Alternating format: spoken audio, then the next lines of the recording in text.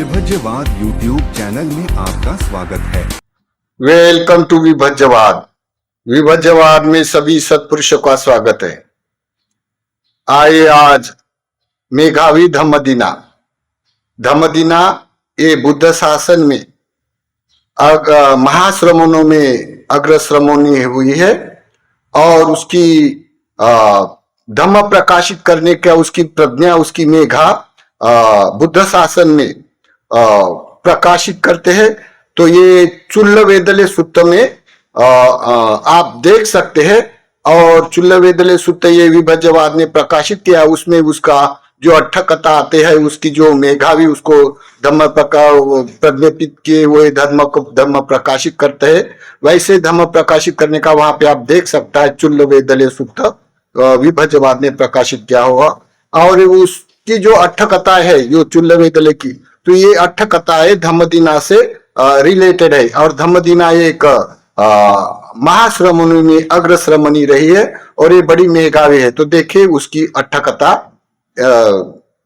अपने पति के साथ जैसा भिक्खुनी होने के बाद जैसा चलते चलते राह पर चलते चलते भिक्खुनी होकर अपना जो पूर्व जन्म का पति रहा है उसके साथ वो कैसे व्यवहार करते हैं और ये कैसे पति पत्नी अन्य जन्म से पुण्यवान लोग आखिरी के जन्म में कैसे मार्ग में प्रतिष्ठित होते हैं ये यहाँ दिखाई देगा। तो आप लोग ये चुल्ल वेदले सुत्त में देख सकते हैं। और चुल्ल वेदले की उसकी जो अट्ठकथा है धम्मदिना की तो इसी तरह है। तो देखिए ये चुल्ल वेदलीय सुत्त की अट्ठकथा है। ये अट्ठकथा समझाते हुए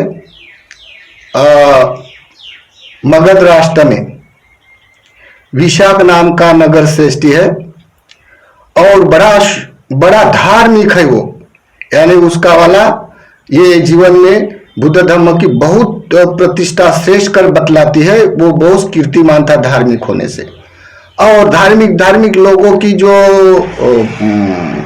पत्नियां थी जैसे मगध राष्ट्र का बिंबिसार राजा, कौशल देश का प्रसन्नजित राजा या विशाख राजा, मल्ल राजा, इनका सभी जितने पत्नियां हैं या पत्नियां सब कुरु देश की थी।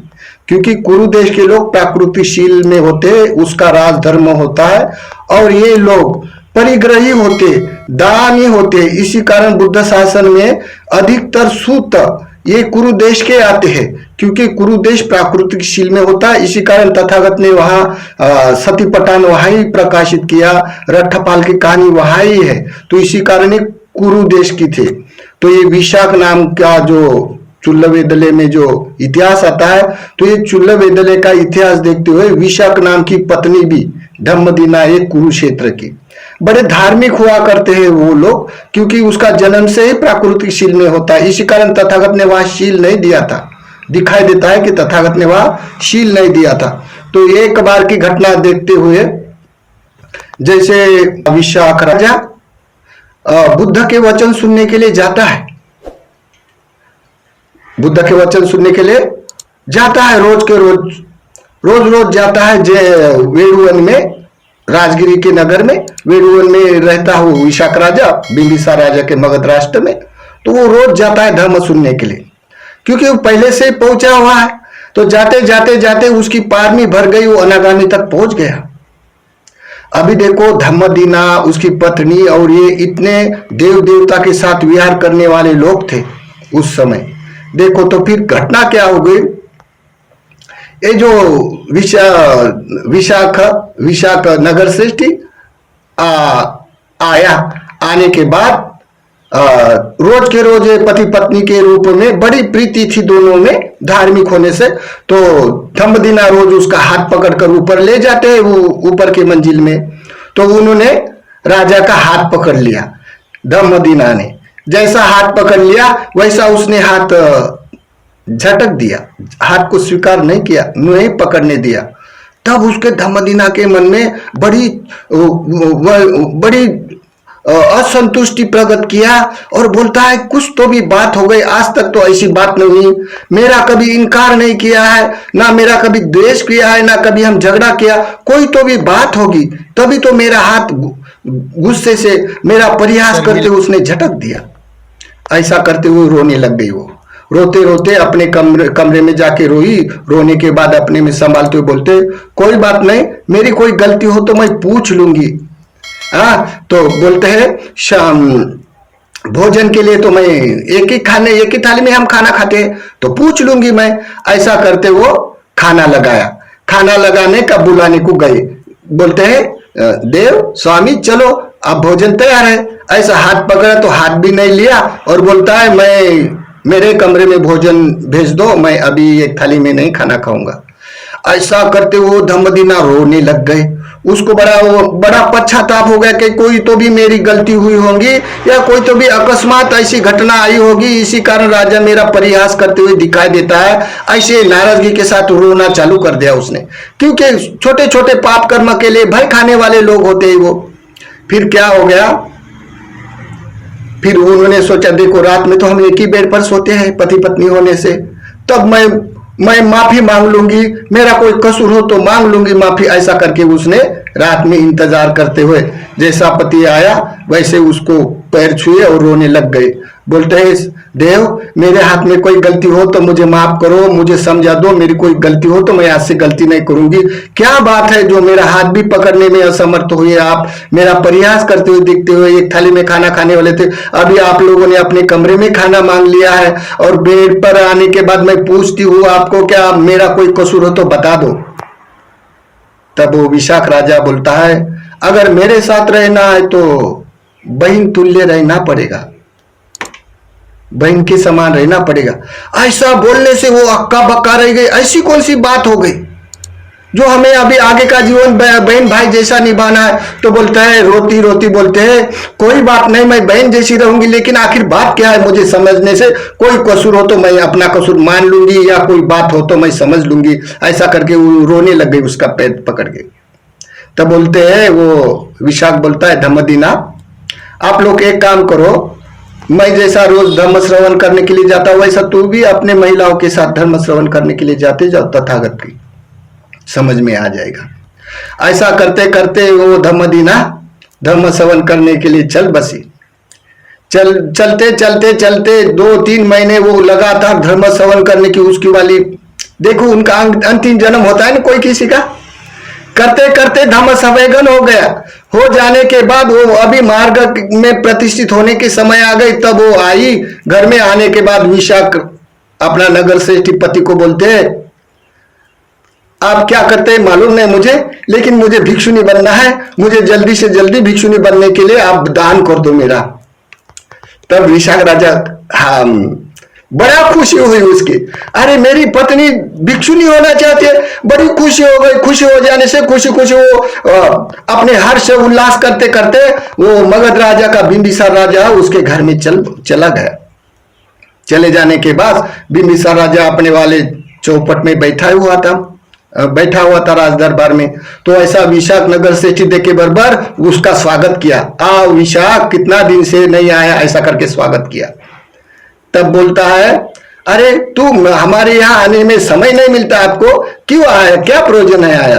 तो बोलते हैं आपके घर में पालकी है ना, राज्य अभिषेक वो मिरवणुक निकालते हैं आप लोग, प्रशिक्षण निकालते हैं, रैली निकालते हैं, अभिषेक करते हैं, उत्साह मनाते, तो वो पालकी होती है ना राज्य की। तो वो पालकी है ना आपके यहाँ, तो मुझे पालकी का काम है, ये आपकी पालकी दे देगा मुझे। तो बिंबिसार राजा बोलता है पालकी तो देगा, लेकिन आपके ये ऐसा कौन सा पालकी वाला कार्यक्रम, क्या राज्य अभिषेक है, क्या राजा को आप लोग सम्मान करने के लिए पालकी में बिठाने वाला है।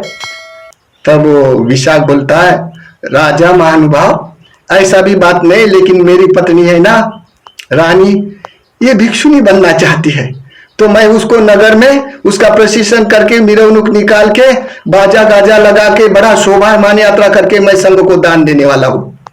देखो कोई पति अभी पत्नी भिक्षुनी होगी तो ऐसा करने वाला पोती कितना पुण्यवान होता होगा, देखो ऐसा कभी कभी इतिहास में आता है, जो पति ने अपने भिक्षुनी बनने के लिए सम्मति दिया है, या इस तरह का समारोह करके बड़ा उत्साह करके अपने पत्नी की अभिलाषा पूर्ण करने के लिए, पत्नी को मार्गगामी करने के लिए पति ने सहायता की। ऐसा कभी कभी इतिहास आता है बुद्ध शासन में। तो देखो ये विशाख राजा ने ये पत्नी को बड़ा बयान बाजा लगाकर, बड़ा उत्सव के साथ नगर भोजन देकर, सब जने का आगर स्वागत करके वो भिक्षुनी संघ को दान कर दिया। देखो धम्मदीना भिक्षुनी हो गई।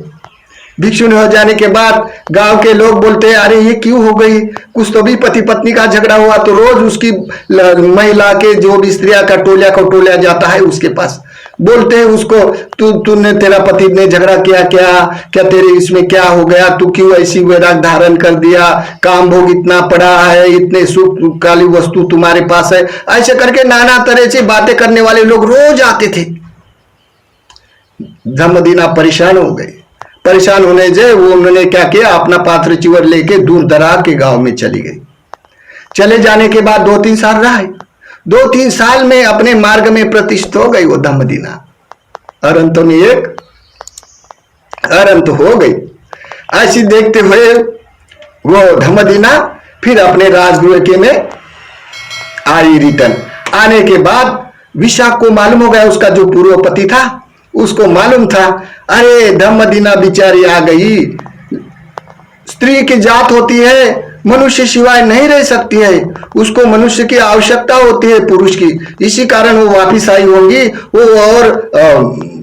और कुछ गृहस्थी हो जाएंगी और अपनी समागम के लिए, अपना काम छंद के लिए, वो अपना जीवन यापन करने के लिए ये मन क्या होगा, या ये भिक्षुनी जीवन में उसको उदासीन हो गई, ऐसे करके विशाख के मन में आया। आने के बाद बोलता है, देखो मैं विशाख राजा ने सवेरे अपना वाला दान धर्म की वस्तु जो दान देना है या वस्तु निकाला, फूल निकाले और सभी लेके वो मुलाकात के लिए चल बसा। चलते चलते वो धम्मदीना की मुलाकात के लिए विशाख चल बसा। ऐसे चलते चलते धम्मदीना एक अपने शिला पर पत्थर पर ऐसी बैठी थी वेणुवन में। बैठने के बाद विशाख गया, दान दिया। दान का धम्मदीना ने देखो पत्नी को, पहले जन्म की पत्नी अभी भिक्षु है ना, गुरु है, तो उन्होंने वंदन किया। विशाख ने वंदन किया। वंदन करने के बाद दान किया, दान का अनुमोदन किया और एक और बैठ गया। बैठ जाने के बाद धम्मदीना को एक एक करके प्रति प्रश्न पूछता, ताकि वो परीक्षित करना चाहता है क्या ये धम्मदीना कहाँ तक पहुंची है।